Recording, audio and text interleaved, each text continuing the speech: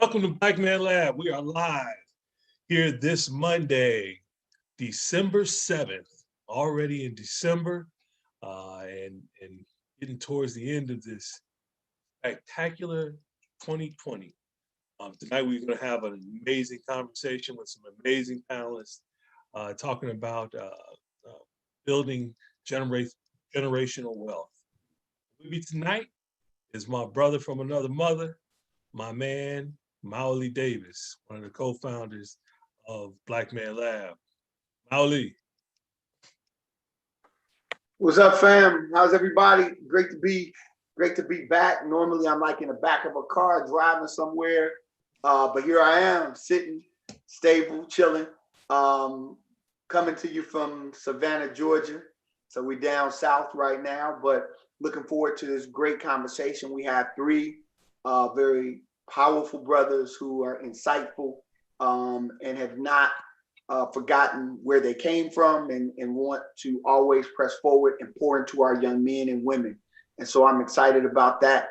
We always like to start with something as simple as just centering ourselves. And I don't believe Brother Parham is on, so we can take some deep breaths to center ourselves. We know that there's been a lot going on today, last week, and we just want to take a moment to take some deep breaths. We want to encourage everyone that's watching, take your breaths, breathe,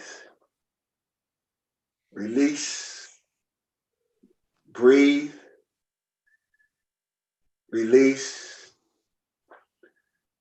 breathe, release. We are now centered in the blackest, most beautiful place in the world, the Black Man Lab. Welcome. Absolutely. We want to honor our ancestors. Marty, you want to do the libation? Sure.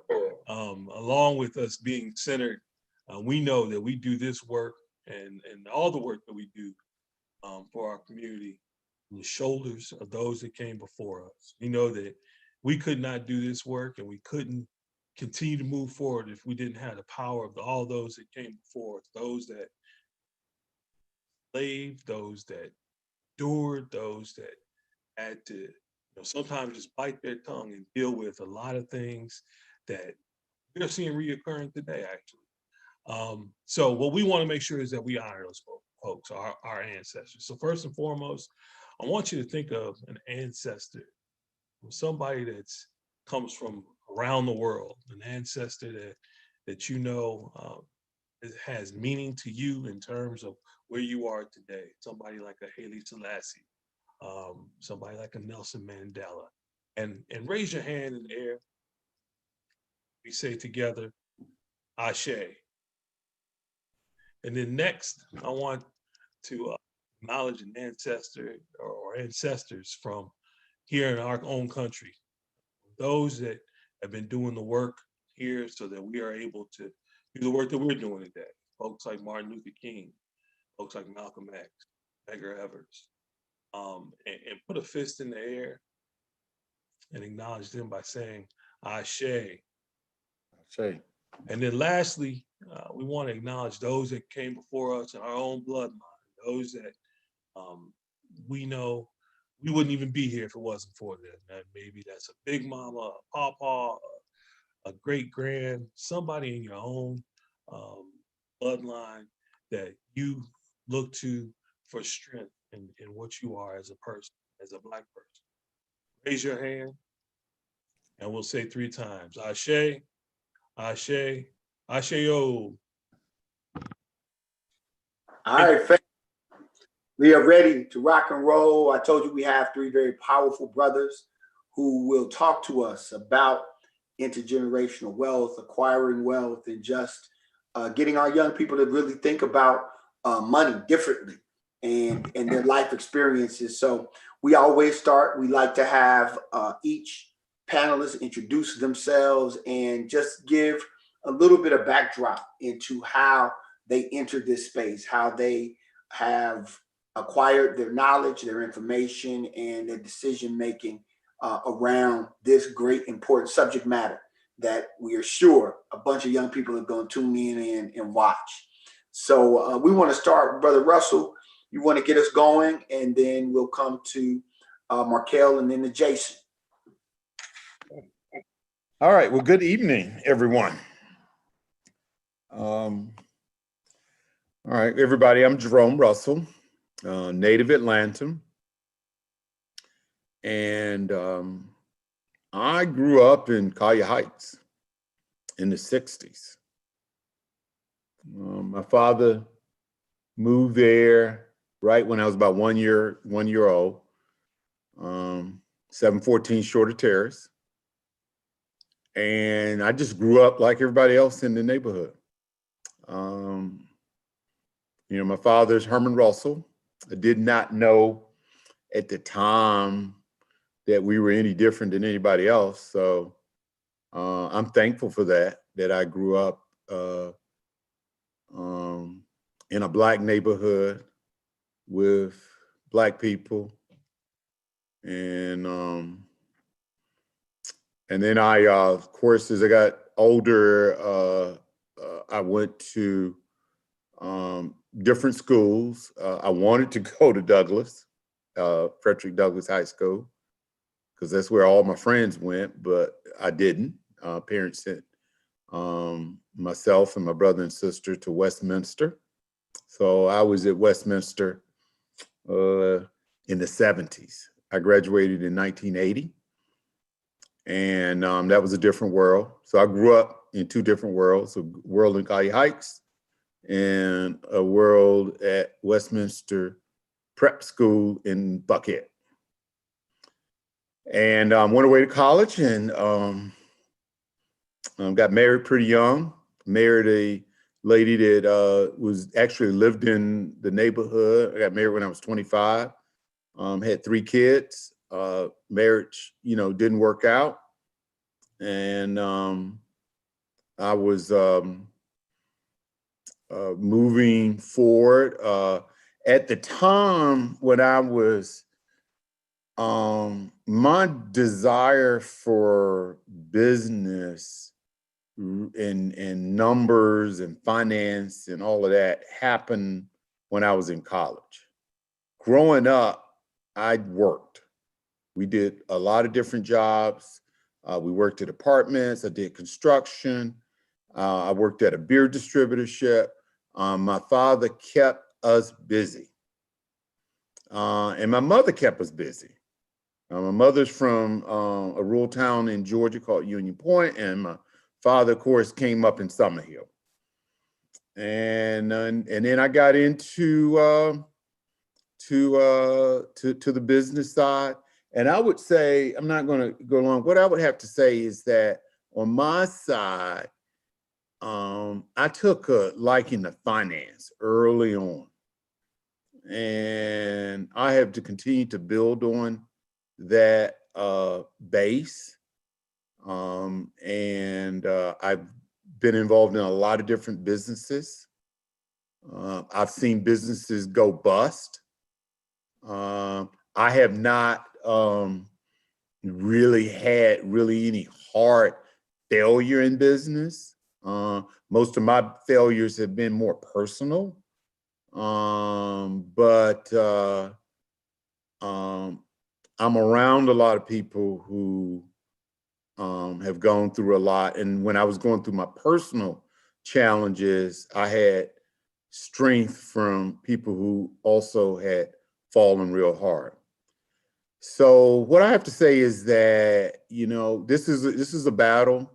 I think the best entrepreneurs and the people who are really generating wealth have had failure, and they get back from the failure and they move forward and they persevere, and they keep a positive attitude and they reach back and help others, because that's the way it has to be done. So in saying all that, that's a little bit about me, and I'll turn it over to whoever's next. Real quick, Brother Russell, where did you go to college? Oh, I started off at the University of Tennessee for 1 year, and that didn't work out. And then I came back and entered at Georgia State, and that's where I graduated from in 1985. And just real quickly, your focus right now in terms of describe a little bit to our young people what your business entails now, your day to day. All right. So I have, we have a platform of about 4 different business platforms: real estate, construction, airport concessions, banking, and the new platform is the Russell Center for Innovation and Entrepreneurship, which is a not-for-profit initiative around Black economic empowerment. So, appreciate you. And I love real estate. So that is to me, real estate is the one component of generational wealth that we need to stay focused on. Got you. Thank you, brother. Appreciate it. Markelle Bryant, come on in, brother. Good evening, everyone. Markelle Bryant, I'm a Georgia native, born and raised in Americus, Georgia, which is Southwest Georgia, above Albany, in between, below Columbus is the way I would explain it as well too. Grew up with humble beginnings, 1 of 3 kids, middle child. I was always stingy with money growing up, didn't like to spend it, don't like to spend it now, and ain't gonna like to spend it tomorrow. Did pretty well in high school. Fortunate enough to go to Georgia State University, where I attended there, pretty involved on campus, joined a few organizations as well. Got to know a lot of people there on campus as well. My major was risk management and insurance.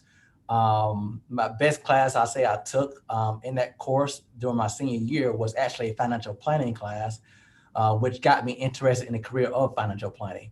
From that aspect, I asked around on how can I get in the career at that time. They told me everything was 100% commission based. I knew I could not do that. Elsewise, I have to go back home. So I took a corporate job after I graduated with a major insurance company here in the Atlanta area. Then I decided to go back. Financial planning was always on my mind. Actually went back to Georgia State, got my MBA in finance. And now I'm a financial advisor right now. I do hold a certified financial planner designation, which is important, considered to be a gold standard in the industry. About 20% of advisors have that designation. Only 1.5% of those advisors are Black. So I do have a heavy emphasis on doing financial planning for clients, especially in the African-American community as well too. Married, 3 kids, and my wife in college as well too, but pretty much enjoy what I do on a day-to-day basis as well too. Brother Bryant, what company, who are you with in terms of your financial planning? Yep, so my company I'm working with right now is Edward Jones, and my office is located downtown Lawrenceville, which is in the northern Gwinnett County area. Okay, all right, appreciate you. Absolutely. All right, my boy from the Naval Academy. I feel like he goes to Northwestern now. He's spending so much time. His son is at Northwestern playing football, doing real well. Come on, Jason, jump in, brother. Jason Pace. Appreciate you, man. Appreciate you. So Jason Pace, tell you a little bit about me. I'm also born and raised right here in Atlanta. Went to Stone Mountain High School. But my situation is like Mr. Russell, and I got bused. So I lived over in East Atlanta, right around the corner from East Lake Meadows, but got bused every day out to Stone Mountain. Played football there, ended up getting a football scholarship, going to the Naval Academy. While I was there, majored in engineering, and didn't really know what I wanted to do. I can remember when I was in high school, I pulled out one of these books, and they were trying to figure out, like, what was your job? What were you going to do? I just looked at the job that paid the most money. So I was like, I'm going to be an engineer. That's why I'm going to Navy. Lo and behold, after 5 years in the military, I actually went and worked as an engineer for a couple of years and hated it. Right? I think sometimes the Lord puts you in places and does things to just help you see what you're supposed to be. When I was in the military, I was actually in finance. And was just wondering why I got this engineering degree to get stuck in finance. But again, I think the Lord put me there so I could see that engineering wasn't where I was supposed to be. So after Goodyear, a couple years, I transitioned back to Atlanta. I work for a firm called Morgan Stanley. I've been there now, 23 years. Wow. I'm a certified financial planner like you, Markell. Got that back long time ago. So, but my practice is working with professional athletes. Bunch of names you guys would probably know, but my goal is just trying to keep them on the straight and narrow, making sure that they don't spend all their money. And again, they are building that intergenerational wealth that we're talking about here today. So that's me in a nutshell. So You trying to keep them out the club at night with it, huh? yes, sir. We're not trying to throw it up, right? You know, trying to make sure we keep it in their pocket. Yeah. Marty, come on, man, jump in and get a question. I got a question for you guys, but before that, Jason, how did you start with the athletes? What moved you in that direction? That's a great question. When I first started our business, Markell talked about being commission only, right? That's how our business is, all about commissions. And I came in and I was just cold calling people, right? And I was doing a horrible job. I mean, I'll be honest, it was like just beating your head against the wall. Yeah. But I actually partnered up with a guy that kind of took me under his wing to help with some of his smaller clients. And then one day he came to me and said, "Hey, I work with these athletes. You mind, didn't you play football at Navy?" And I was like, "Yeah." He's like, "Well, why don't you help me with some of those guys?" And that just evolved into me running that part of our practice. And he actually started that because his college roommate became a sports agent, right? And so that was kind of the genesis of our team working with athletes. And so, like I say, we've been doing it. I've been doing it 23 years. He's been doing it 30 something. So awesome. Yeah, I just wanted to, I like to give clarity on stuff like that for our young folks that listen in. So we want to make sure they have path, right? And right. how to get to the different spaces that we're talking about. With that, one of the questions I have for you guys that I think is important for us to put out there is, what does generational wealth look like to you? What does that mean, you guys? And we all of us have an idea about that, but I don't think that that's a phrase that is often used with our young folks. So I want them to be clear on what that is and what it looks like, you all. So Brother Russell, I'll start with you on that one. Good question. So I think it starts at a very early age.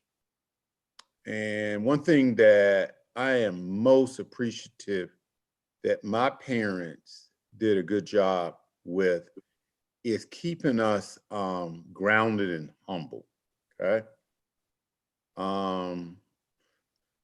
And also to instill a work ethic in us. So as I said earlier, we did not, I worked every summer.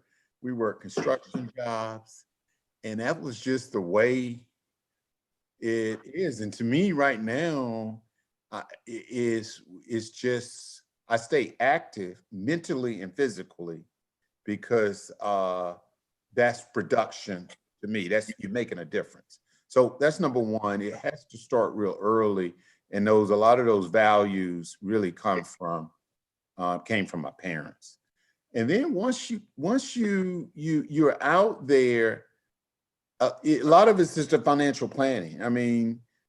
We have to think long-term in our asset preservation, okay?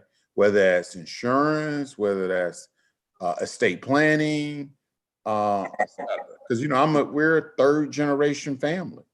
And the biggest thing I had with my kids is that I don't want to give them too much, but because that takes that grit and edge away. Because as you go down further generations, you lose that grit and that drive of that first entrepreneur. I'll be honest, I don't have the same drive as my father had because I came up differently. But I do have a drive and a passion and a focus on what I need to do. I understand what we have and understand how to leverage it. So, you know, it's big. The kids, I think with my kids, and I can just speak for my kids, you know, you know, adversity has been good, you know, and out of my kids, the ones that went through that early adversity, the ones that's doing better right now. Mhm. Gotcha. So I, go ahead, I, Molly. yeah, let me just jump in real quick, Brother Russell. Like, what do you suggest? You know, the grit. You know, it's like it's so hard to manufacture. You know, you can't. You know, Marty and I grew up on the south side of Chicago, but my dad grew up in the slums of Chicago. And so while I thought, you know, hey, you know, there's a little edge or ruggedness to us, nothing like what my father went through. And now my sons, it's almost like we've done everything to prevent them from, you know, you don't want them to catch a case, you don't want them to get beat down, you know, just stuff that you're like, I just have to protect my children from certain things. How do you protect them and at the same time allow them to experience some of the adversity that shapes them? How you know, I'm still trying to figure it out. I got a 21 and 23-year-old. I'm trying to figure out when I need to put these young boys out. Whew, you just kind of got, it's a journey, man. And I'll use my son as an example. He's my oldest son. He's H Jerome Russell III. And, you know, when I got divorced, the divorce happened when they were like, my kids were like 5, 7, and 9. Okay. And those were some dark years from me because I was trying to, you know, I had an image I had to project, right? And then things were going really bad at home and my kids were impacted. So, you know, I had a friend that was my spiritual advisor and he really helped me. And then with my sons, I just had to make decisions, man. I had to make some of them I think were right, some of them probably were wrong. And then, you know, my son, when he went to Howard, you know, he went to Riverside Military Academy. Okay, he did well. And then he got, you know, he got into a lot of schools. And then he went up to Howard and he just went buck. Wow. I mean, he totally lost it. Yeah, I kind of know about that. we kind of participated in some of that. So, you know. Oh man, it was crazy. So I had to go to second term. I literally had to go up and I mean, he got like alcohol poisoning. I mean, it was really, so I had to go literally get him and bring him back. And you know, that was tough. So I just stood by him. You know, I never gave up with him, and you know, because I knew he had it in him. And I took him to South Africa. Andy had a trip. This was March of 2019. All right. And he was, you know, things were starting to come around. He was starting to get better. He's 30. He just turned 33. Yeah, 33. It's December 1st. And he came back and said, Dad, that was the best trip. That trip changed my life. Okay. We went to, you know, Southern Africa, and it was my daughter, Maury, who said, hey, Dad, I just saw Mac Wilburn. Mac said, you know, this is a trip we need to go on. I wasn't even looking to go on the trip. And that's how we went on it. And it was a great time. He was around, you know, Andy and different people that Andy had on the trip. And it was a great thing. And he met a young lady over there that's his fiance now. Hey. And, you know, I mean, just by the grace of God, that things just worked out. And, you know, I kept him uplifted, you know, encouraged him. And so he's doing well. He's doing really well. Appreciate you opening up, brother. Thank you. I'll jump in that and talk a little bit about grit too. You know, there's actually a book called Grit: The Power of Passion and Perseverance. One of the things I think we got to let kids do and I see again, because I'm on the side where I'm with all these families with all this money, right? You talk about that intergenerational wealth, you talk about trust fund babies. And what I see a lot of times is people not letting their children fail, right? Especially early on, right? And again, there's some good failures where you let the kid fall down, scratch his knee and get up. You just don't want to be catastrophic, right? You know what I mean? So again, I talked about my two boys, right? JR is what, 22, 23, and McCoy 19. And so early on, we kind of had to let them figure it out on their own in some places, schoolwork, right? Out there on the football field or in the wrestling mat. I mean, I'll give you a great example with McCoy in wrestling. I mean, he got his butt handed to him when he first started wrestling. I mean, it was so bad. I'm sitting in the stands like, should this dude really be doing this? Right? But now he got a scholarship. He's wrestling at Columbia, right? And that's just a small example, but I do think we got to let kids fail, right? But just not fail where it's catastrophic. Yeah, I think that's a big piece of it today, is that the world is so different. And so, for lack of a better word, in a lot of places, dangerous, that we want to wrap our arms around our kids. But then when we look back at how we were raised, and I think about, I grew up, like Molly said, on the south side of Chicago. But then early on in my early years, I grew up in a town that was just being created, Soul City, North Carolina. We literally had dirt roads. And back then, my mom would be like, come back before the sun goes down. I was maybe in first, second grade, at the time. And I'd come back home before the sun went down, dirty as hell. But I had all these experiences, you know what I mean? And those just stay with you throughout your life. And that builds that grit, along with, in our case, wind up living in the inner city of Chicago. It just kind of makes that happen. But us as kids, and I'm talking about all this right now because everything that each of you all have said to this point resonates with me personally, So, because I have a son who's just turned 22 yesterday, and experienced all these things where I'm like, I've tried to keep my arms around him, and now he's left. He's gone to go live with his mother on his own with his mother. And, as much as it hurts me, I'm like, maybe you need to fail, brother. And then, figure it out from there. I'm here for you regardless.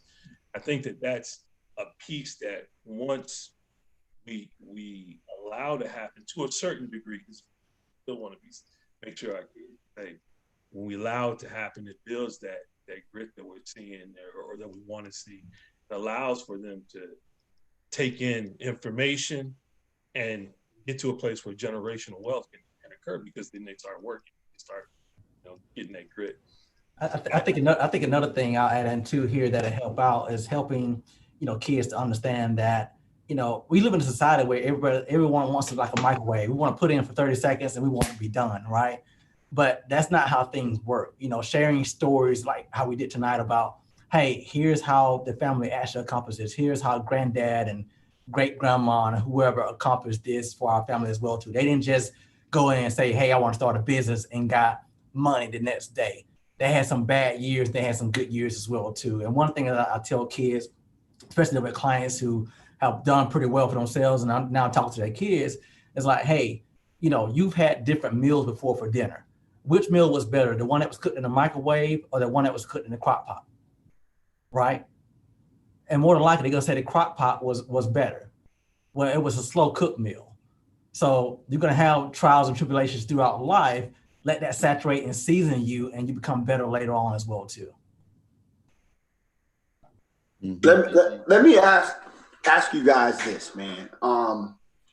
We have a lot of young people who, they see the rappers, the athletes, they see this kind of culture of extravagance, right? And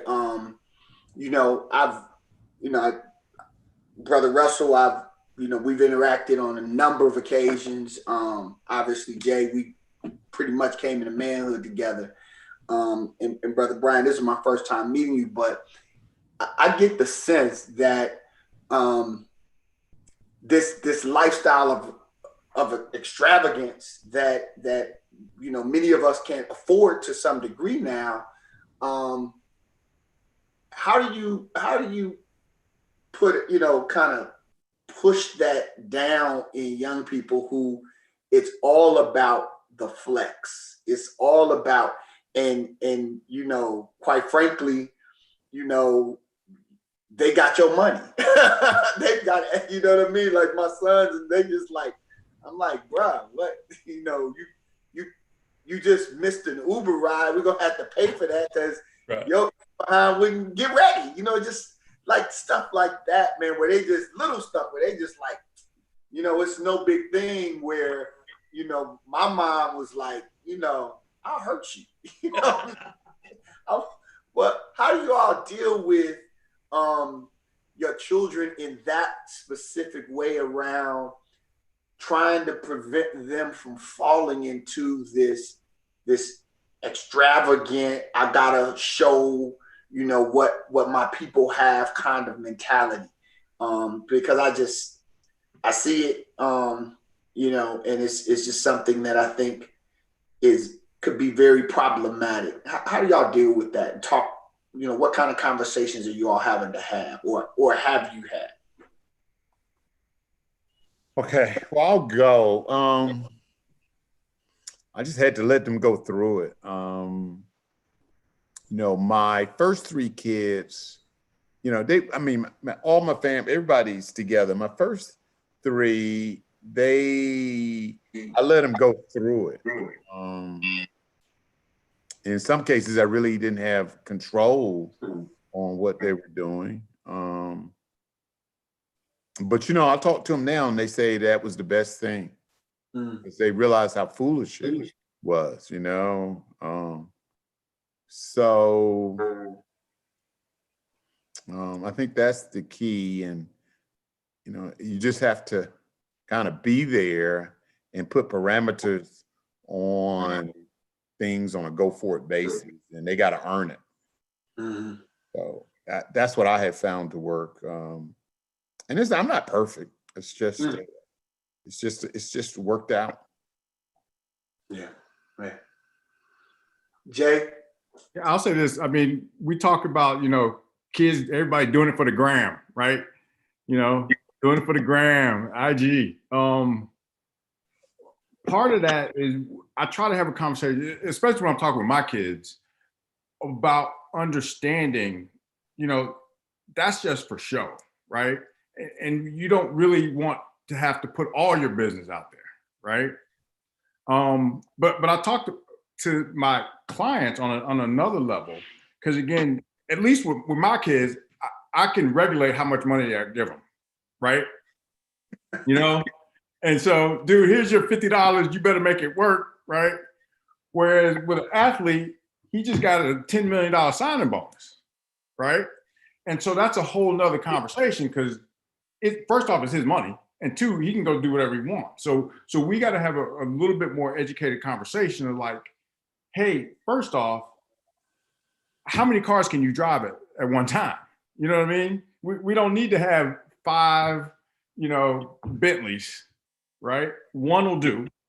And what we got to focus on is at some point, this football is going to end and we got to make sure we have money saved up for the rest of your life.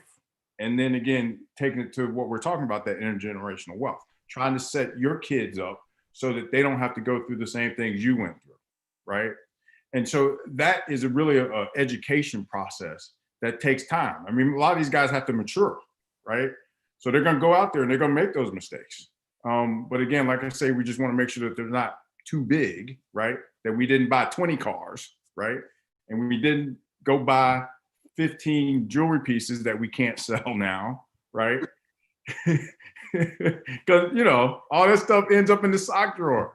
You mean me putting like Maui, iced out? I won't be able to, I won't be able to flip that anywhere, man. I got to find somewhere in the world to hear.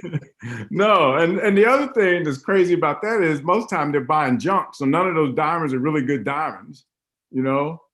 And so and it's your name. So not too many people want to support your name. So anyway, That's just ends up being a whole education process, right? That we really got to just sit guys down and help them understand that. So, Brother Markell?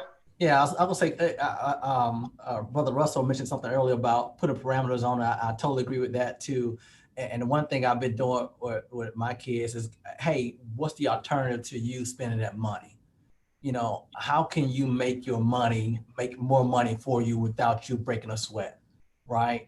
And things like that. So especially my teenager, he's now 15. And when he see these flashy things that, you know, rappers and athletes are wearing, you know, I'm always having a conversation on him, the difference between being rich and the difference between being wealthy. You know, there's a reason we don't say generational rich and generational wealth, right? Now, I was telling that rich is something that you have just for a short period of time, but wealth is something that passes down to your kids, your grandkids, your great grandkids as well too. So there's a big difference in, you can have all this money, you can have $100 million right now, but I could find a way to spend $100 million right now as well too and still be broke, right? And it's something I always tell people. I've met people who, you know, have had a modest salary and have multi-millions. Then I met people who make a lot of money and they don't have a penny to their name. You know, which person do you want to be in life, and kind of give those constant examples and constant work with them. Yeah, they're gonna make no mistakes, and you let them make their mistakes and learn from them. But then that's when you have that conversation, say, hey, here's why you don't do certain things like that. Marty, you making that money work for you. There's a book. No, I was just gonna. I was gonna say, just real quick, there's a book a lot of these kids ought to pick up and read. It's a pretty easy read. It's called The Richest Man in Babylon. Great right? book. And it talks about, you know, money being your little soldier and working for you. And it's pretty simple. It's a bunch of little parables. You can probably read it in a day, but it is a great read for kids. And that was one of the things that kind of got me. You talk about, how did I get into this business? My senior year at the Naval Academy, one of my professors pulled me aside and said, hey, why don't you come to this investing class? And that was one of the books he had me read. And the light bulb went off. What was the name of it again? It's called The Richest Man in Babylon. I have it right here in my office, actually. Yeah, it's a great book. Yeah. That's great stuff right there. And it leads to my next question, which is and Brother Russell, I think you had brought it up. The term was asset preservation. Let's talk about that a little bit. Let's talk about what asset preservation means, because these kind of phrases, I think we want to start locking into our young folks' heads, so that rather than talking about the bling and talking about the gram and talking about all the things that we were just talking about with our young folks, they start thinking in terms of asset preservation and generational wealth, what that means for them for themselves down the road, and then their families down the road. If one of you guys, I'll start with you, Brother Russell. Yeah. Well, real estate. I have 2 of my 4 kids in homes now. And Russ has been in his for maybe about 3 years. Maury's been in hers about a year. Helped them with the down, you know, some of the equity, the down payment, whatever. But they own the mortgage. They own the mortgage, and you know, both houses, and they're in town. Maury bought over by Washington Park, not too far from the Beltline, and then Russ bought in Castleberry Hill. And you know, I encouraged them to buy in urban areas that were, you know, on the way up. So, and then what my father did, he never sold. I mean, he went in the 70s when he started doing those HUD properties. He just, I don't know, he just had a sixth sense, and he just popped them out, held on to them, built services around those companies, from property management to construction. And we have since sold some. Some of them I'm not going to sell. We will hold on to the next generation, particularly the commercial properties. So real estate just goes up in value, and it's a tangible asset that can be collateralized. Mm. So I had a discussion today with a guy, he's doing cold storage. And we had a lot of discussion. I like the real estate around cold storage more than the business. So, so asset preservation is being able to, you know, the core of our assets are real estate, and then businesses will come and go. They have maturities. You know, you have a business that goes up, reach a point, it's going to mature, and then you got to kind of make a decision, because it's very seldom is it always is going to keep going this way. So with a business, you got to know when to get out. But if you have a business and then you have that real estate associated with it, that real estate stays steady, and you can borrow on it, or you can get cash flow on it, and its value tends to be slow and steady on its way up. And then interest rates, when they go down, that creates more value in real estate. Cap rates, you know, understanding those cap rates, and you know what people, you know, the lower the debt is, the lower you can borrow, the more leverage you can create, and you know, it's a fascinating system. It's really simple, but it's fascinating. I think the key is, yeah, it's simple, but it's not known. Yeah, That's the challenge. There's nobody in our communities that is giving this kind of information on a regular basis for our young folks. Because here's the thing, our young folks have the mind and the ability to conceptualize all of this. But if you're not getting the influx of this information, it's not going to go anywhere. All you're going to see is what you see on social media, what you see on, you know, TV, and so on and so forth, and music, and that becomes all that they want to see, or be rather, versus, you know, looking at different ways of becoming supremely wealthy. Jason, what about you, as it relates to asset preservation? What do you think about that? Yeah, you know, the first thing goes back to what we were talking about earlier in buying assets, right? So many times we're taking our money and we're consuming, right? We're buying stuff, clothes, jewelry, cars, but we're not buying assets, you know? And Mr. Russell talked about real estate, right? Real estate is probably, for most folks, the biggest asset that they're gonna buy, right? Over their lifetime. So, you know, it is a way for you to accumulate wealth and for it to grow over time. But we got to just make sure that we're, again, not consuming all our income, and we're putting money into things that are going to grow and put money in our pockets. Another book that kind of changed my life, I read Rich Dad, Poor Dad, right? And Rich Dad, Poor Dad defines an asset as something that you buy that puts money in your pocket, right? So whether that is buying a piece of real estate that you rent out for income, whether that's buying a stock or a bond that's going to pay you interest or dividends, right? You got to be making sure you're putting money in assets that are going to put money back in your pocket, right? So again, that's part of that asset preservation, is buying the assets at the beginning, you know? Getting in early. Actually, yeah. Brother Markelle, anything on your end? Yeah, I totally agree with what's been said. And it comes down to, you got to make a decision whether this thing that you're going to buy, is it going to increase in value? Does it have a history of increasing in value, the thing or the asset class that you're going to buy? You know, would you rather buy the shoes or the stock, right? Would you rather pay rent or pay the mortgage? But this thing that you're buying, is it going to increase in value over time? And that's how you make your decision on what's an asset and what may actually be a liability.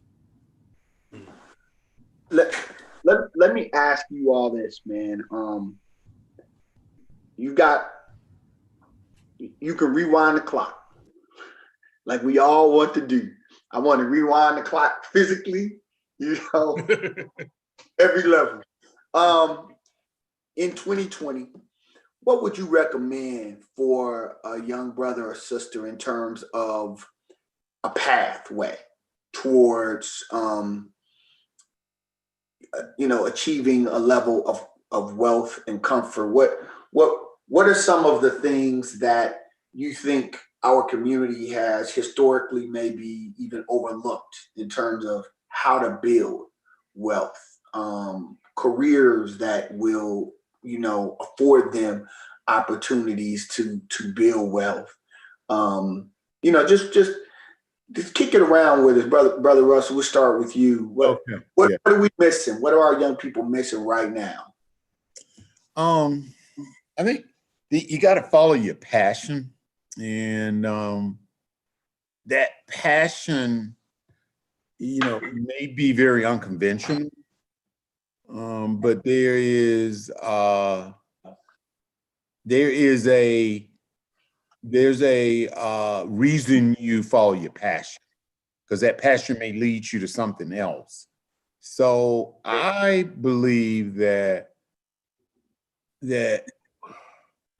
and I have a 20-year-old daughter, and as we talk, I say, Kelsey, do what you really want to do. If you want to do sociology and you into that, dive into it. And maybe you go into it and it's not what you want, give it to something else. So I think you gotta live your passion. And then within that passion, people will see it, okay? And then they buy in to you because they see you're passionate, I always ask young people, I see this lady over, she just graduated from CAU. She says, can you help me get into commercial real estate? I says, why do you like real estate? What are you doing? And all my questions were, is this something you really like? So I think that is you whatever it is, young people really have to kind of live that thing that they really want. Makes them provides happiness to them or self-esteem, or that they're making a difference. So I think that's 80% of it. All right, Jay. I'll echo that too. What's the quote? If you love what you do, you'll never work a day in your life, right? I mean, that's what I feel about my job. I don't feel like it's work. I love what I do. And it's funny, Markelle, you were talking about commissions. I can remember when I told my folks I was going into this business and it was going to be commission based. My parents were shaking their head like, boy, you need to go get a job at the post office so you can get you a check, right? And one of the things I'm going to say is we can't be afraid to fail, right? I look back at my time when I worked at Goodyear. I hated that job, but that showed me what I didn't want to do, right? And I think that lesson can be just as valuable as knowing exactly what you want, right? But Molly, you talk about some areas where I think we're underrepresented and where kids can make a difference. I look at the business we're in, right? And it truly is a business, because I have to go out and find my own clients and build a book of business, and there is no limit on how much money I can make, right? And this is the only business where you can start really with no capital. You know what I mean? No capital, and you end up with like a 40% margin, right? So financial services, I think, is a place where a lot of kids ought to look at. So especially if you're into numbers and like math and that kind of stuff, like the markets. Talk about that, and Markelle, I would love for you to do this as well. That pathway, right? So if you say financial planning, here's an area we're underrepresented. If I'm a sophomore high school, junior, what am I doing? What should I be focusing on? What should I be taking? What should I major in college to put me on that track? Do I have to go to college? Do I need to get an MBA? Like what? In 2020, I know, the legal game has changed so much for us. We're just seeing it constantly evolve, and even with COVID, even more. What do you say to a 18, 19-year-old about the path towards the profession that you guys have chosen and have done so well in? Markelle, you want to start? Yeah, I'll start. So, as Jason mentioned, I think one of the keys to Black wealth in general is to get more of us in this industry. Point blank, period. We don't have enough of us in the industry. I was actually pumped to see Jason on the phone call. He does the same thing I do, because it's not me. I mean, Jason will tell you, we go to a meeting, we're the only person in the room. We're the only person in the room, and one thing I tell young people, especially my younger fraternity brothers who are still in college, is that, man, you all have something that I didn't have in college. You all have LinkedIn, and the internet is full of information. You read an article about somebody, you're probably 2 clicks from having a conversation with them by sending an email or a LinkedIn message or a phone call. This is one industry where if you see someone, I'm sure Jason's the same way, I have people reach out to me, hey, I'm interested in doing this career. Okay, let's have lunch. Let's have a Zoom session. Let's talk about some things you should do. Most of the time in the industry, what I see now, they do require like a 4-year degree. You don't need a master's. I'll tell you the only reason I got a master's just to have more knowledge, and with a concentration in finance for my MBA. But you don't need it. They'll give you the training that you need to train and get the license. Most companies would typically sponsor your exams that you need to take as well too. And the ice on the cake, like me and Jason got the Certified Financial Planner designation, gives you a good bit of knowledge that gives you an advantage to help different clients with different strategies as well too. And then one other thing that I'll add too, when young people are trying new things, and even when I mentor young advisors that are in this business, and a lot of people just think about fear. We live in a fear society where people are scared to do this. Hey, I'm scared to do this. I'm scared to do real estate. I'm scared to invest in the stock market. I'm scared to do this career. I'm scared to start my own business. And I always tell people, your faith should be greater than your fear. Your faith should be greater than your fear. And I always ask people, I said, do you know how to spell fear? They say, yeah. I said, how do you spell it? They say F-E-A-R. I said, no, you're wrong. I said, the way to spell fear is false evidence appearing real. That's how you spell fear. So I always tell people, let your faith overcome your fear, because I always tell people, I meet a lot of us, and it's not that we can't do it. We just got to apply our intelligence to do it. We're intelligent people. Just naturally, we're intelligent people as well. Yeah, Marlon, you mentioned like that sophomore or junior in high school, right? What should they be doing? Just paying attention and reading. Again, Markell hit the nail around the head. You got so much information at your fingertips, right? You may not understand it all right now, but just kind of start paying attention to what's going on with the stock market. Listen to what they're saying on CNN. Pick up a couple of those books I was talking about to, kind of educate yourself on how stocks and bonds work, right? So that's what I would say. Okay.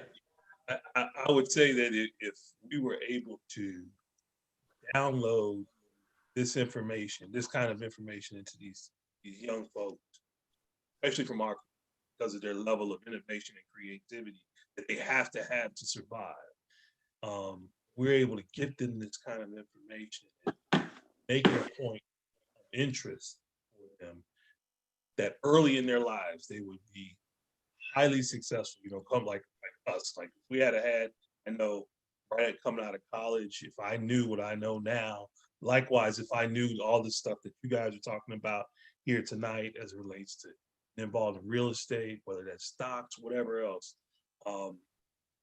actually building assets, if I knew about that back then and had good knowledge about that, where would I be today, right? And that's the vast majority of us.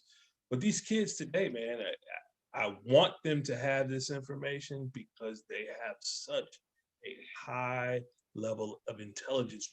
When you shake through all of this stuff, talk about our kids, and I'm sure all 4 of us here that are on the panel here, when you talk about your children and kind of conversations that you have with them today, I wasn't talking about a lot of the stuff that they're talking about when I was early 20s. I was, where's the next party, right? That was most of us.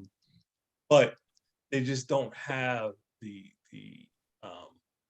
insight right now. And I love having these conversations so that gives us power to be able to, when we're in front of them, to have these kind of conversations. Molly, what say you? You all right there, buddy? Yeah. I want to I want to start this a little earlier than we normally do, because I just think that you brothers may have a way to drill down. We always talk about habits, rituals, and disciplines, and that's something, what I mean. You all know, like y'all talk about, spending habits, right? But broader than that, as individuals, for you all to have reached the level of success that you have, what have been your habits, rituals, and disciplines? And in addition to money habits, just what are your life habits, right? What do you do when you get up in the morning, throughout the day? What do you do? Do you do something every night? Just unpack it a little bit. If each of you all could go maybe 3 or 4 minutes, just kind of laying out, like, here's a path.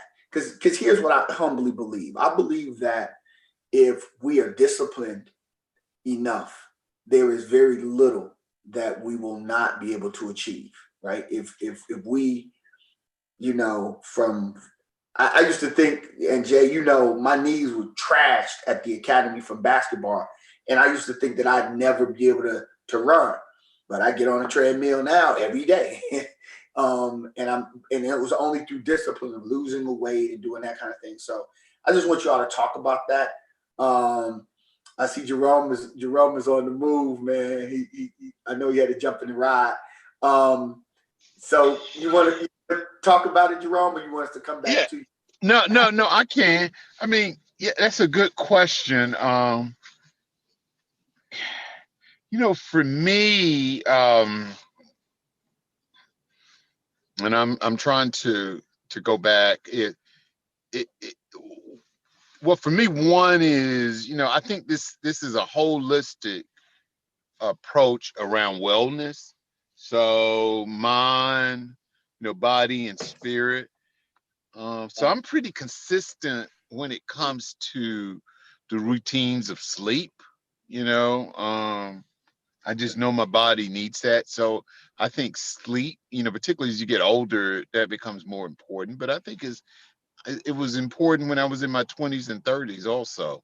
So I've always done that. I've always had a variety of different things that I would do, both mentally and physically.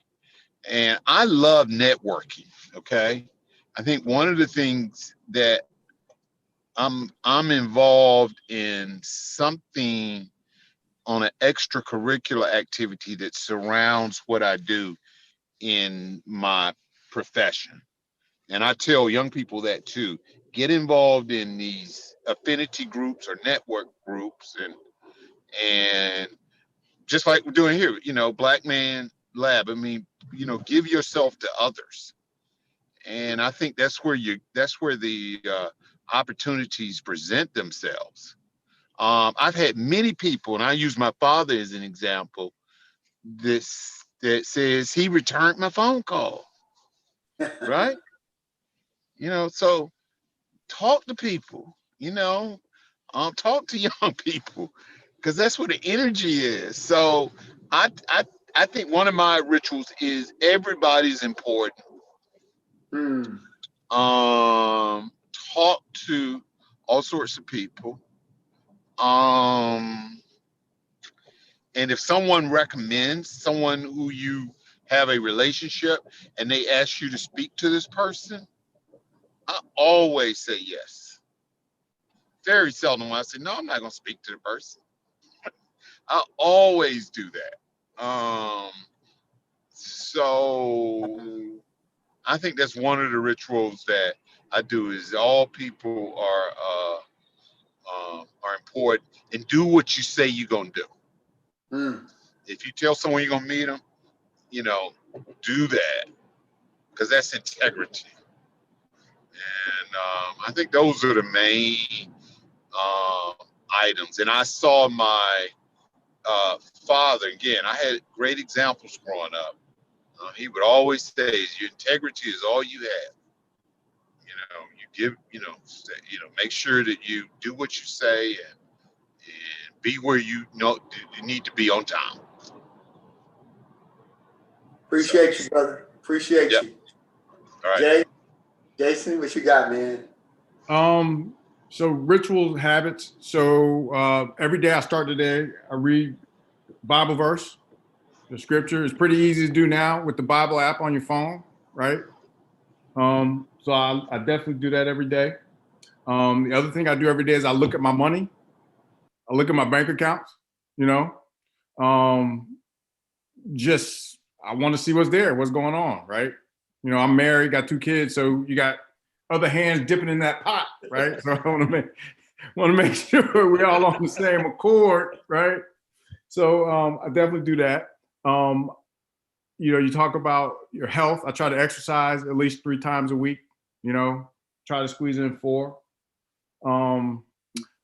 Also on a daily, I will make sure I'm reading something about the market, whether it's, you know, most times it's not company specific, but most times just in general about the economy, stock market, that kind of thing, just making sure I'm on top of my game when it comes to that. So, and then checking in with the fam, just making sure everybody's good, you know? Mm-hmm. So. How many hours do you say you work a day, Jay? How has it changed over the course of your career? That's a great question. So now I'm probably working 10 hours a week. I mean, 10 hours a day, excuse me, you know? And again, that it may not be all sitting down at the computer for 10 hours, but it's phone, text, you know, all that kind of stuff. And the other piece I've tried to do is early on, right? I was working 6, probably even 7 days a week, right? Now I've at least tried to say, look, I'm just going to work 5 days a week. I may do them 10 hours for 5 days, but on the weekend, I'm going to focus that on the kids, the wife, that kind of thing. And I was able to, you know, as I grew in this business, make that transition. But, you know, early on in the business, you're just hustling, you know, it's like any other gig. You're just out there trying to make it happen, you know, make a dollar holler. So. Yeah. Markelle? Yeah, so kind of similar to Jason. Every day I wake up, you know, the first thing I do is read a Bible verse, kind of have like a daily devotional that I do every day. Right after that, I have what I call is like I center myself and kind of have some identity statements that I kind of identify for myself that I repeat to myself, do a deep breath and think of 3 things I did well the day before, and then think of 3 things that I want to do well today. That I end with a center of breath as well too. So then from there, you know, kids, you know, up and about, you know, breakfast, whatnot, coming to the office, work. Every day, by the end of the day, I like to kind of create a list of things I want to accomplish tomorrow. That way my day is kind of, you know, organized for tomorrow, if you will. I try to work out 3 times a week. You know, I typically get up, you know, probably 6 a.m. I'm working on getting up 5 a.m. I'm still working on that part there. I would love to get up at 5 a.m. every day. I really would. Man, we got a law partner that does 3:30 in the morning. I'm like, dude. Yeah. Don't go to bed. Yeah. So I have me time, I have family time, and I have work time, and I'm trying to balance them all. Markelle, before you move off of that, how important is the me time? You know, because if you watch certain motivational videos, because I'm a big YouTuber and I watch just about everybody, and Yeah. you know, some of them are just like, you know, just work until you fall out and just or sleeping for suckers, right? just this grind, you know, and you know, I think there are consequences to that, and I just how do you deal with your me time? How much of that are you intentional about shaping? Very, very. You know, back to that. You know, I've seen those videos as well too, and people say, you know, and somebody says, "Hey, sleep is for suckers." I say, "Well, I'm a big old lollipop then, because I'm gonna get my sleep in, right?" But It's very important. I think it gives you time away from work, away from family a little bit, because you're so busy, you're so in tune to what you do every single day that you get that time to relax. Something I've been calling myself picking up lately is playing golf. I more so call it donated balls to the golf course. Trying to see if my accountant can find some write-offs for that. But I think it's important because you come out refreshed. Even time off. I was talking with a buddy not too long ago about, sometimes you got to take time off. I think last week I took 5 days off. I typically never do that, but I took 5 days off. Come out Monday, better refresh. You start thinking about different goals. You might think of different strategies you come about. You just come out with new and kind of renewing your mind, refresh ideas. So I think that's very important to do. It's something that, I communicate with the wife about, and she understands as well too. Like, hey, she giving my me time, so I gotta make sure I give her me time as well too. So I gotta stay out the doghouse, right? But yeah, I think it's very important to do that, to be intentional about it. Whether that's once or twice a month or however you want to do it, as long as you're intentional and do it on a consistent basis, I think that's very important to do to mature as you go along as well. Yeah, I think that I find a lot too with that me time, you wind up having some creative thought also around your, other stuff that you have to do, whether that's your relationship, whether that's work, but you have that space to just actually think about stuff versus being entrenched. Yep. So I think that that's important too. Fellas, before we get out of here, we did get a question from Facebook, and I want to make sure that we get it. Brother Roderick Barrow asked, do you find that once you purchase your first property, it makes it easier to accumulate more property? Yeah, this is Jerome. Absolutely. Because it gives you the confidence to keep going. So, yes. I'm going to have to sign off, guys, but I have really thoroughly enjoyed this and look forward to doing it again. So count me in. Count me in, gents. We appreciate you. Thank you, brother. Always, and happy holidays, everyone. And I look forward to, if I don't talk to you, I look forward to engaging in 2021. Okay. We're at the beginning of the 20s. So let's be intentional as we go into this next year. Okay. Absolutely. The roaring 20s. Yeah. Yes, sir. All right. Good night, guys. Take care. We appreciate you. Okay, man. Bye-bye. Jay Pace. Yes, sir. You had it. What's that? Did you want to add to that at all? That question of once you purchase some property, is it easier, or just thoughts around it as well? How can that grow? I think it is. I think when you buy that first one, it helps you just understand, hey, that you can do it, right? Just giving you that confidence, like he was saying. But I also do believe that once you buy the first, right, it's just like buying franchises and having multiple franchises. It's easier to manage multiple locations, right? Once you get one down and you understand how to do that, and then you start adding on, it gets a little bit easier, right? You know the handyman to call, right? You know the plumber to call, right? It's just that whole process becomes a lot easier. And you do have to be intentional in making sure that you're buying property in the right locations and all that kind of stuff. So, but yeah, it definitely makes it easier. Good stuff. Did you want to add anything, Markelle? No, I totally agree with that. Okay. I compare it to a baby, right? Or you're a baby, the first thing people try to get a baby to do is really roll over, right? Have that tummy time and try to roll over. Eventually the baby roll over, then they try to start scooting, and they start crawling a little bit, then they start walking. And then, as they continue to walk, they get more confident in their feet. They start running, then you got to catch up behind them, right? Kind of the same thing I would say with, buying your own property. Your first sit down with trying to close a property, your mind probably blown and, what the heck am I signing? I'm signing 50 different pieces of paperwork. But once you do it and you understand how it works and understand interest and loans and appreciation of your assets, I think it gives you that much more confidence to go into your next property, your next venture, or whatever that may be. Same thing with a business. You know, you open your first business of your doors, and you know, you run that company for, you know, so many years, then you say, hey, I want a location at somewhere else. You know, but you've gotten experience, you gotten your, so to say, your feet wet in what you were doing in the first place as well. Man, I appreciate you, brothers.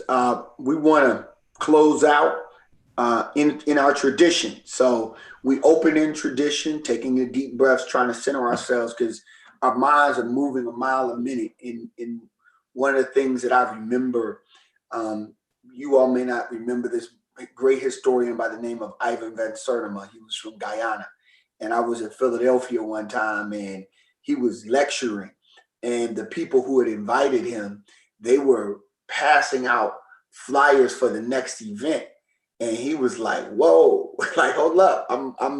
Is this information too heavy for y'all to be distracting these folk like this? We need them to settle down and focus. You know, y'all are tripping. So I feel like that's one of the things that we're trying to get ourselves and the young brothers and sisters to master is just to be in this moment, you know, and not be texting and trying to listen. Just listen. We got, you know, we had 3 very heavy brothers here today. And so we appreciate that. Our closing ritual is one where we lock arms, because if we were in person, we would link up arm to arm. And we were reminded that by Injiri Al-Ghani, who was a great organizer here in the city. And she would tell us that I am a link in this chain and it won't break here. And so we would ask that you take yourselves off of mute, that you would lock up in our imagination and just repeat after us. I am a link in this chain. I am a link in this chain. And it won't break here. And it won't break here. I am a link in this chain. I am a link in this chain. And it won't break here. And it won't break here. We are links in this chain. We are links in this chain. And we won't break here. And we won't break here. Ashe. Brothers, thank you so much. Can't tell you how much we appreciate you all being part of the Black Man Lab. And again, when we do get together in person, we will ask you guys to be in that space then. Next week, just to let everybody know that's listening in out there, next week, our topic is going to be affirming yourself as a Black man. We try to deal with stuff from a professional level and then also deal with stuff from a personal level in terms of how we're building ourselves as Black men. So what are we going to be talking about is affirming ourselves as Black men. So please listen in. And again, we always ask, have your young folks listening in as well. Thank you. And we love you. Thank you so much. Peace, y'all. Thanks, guys.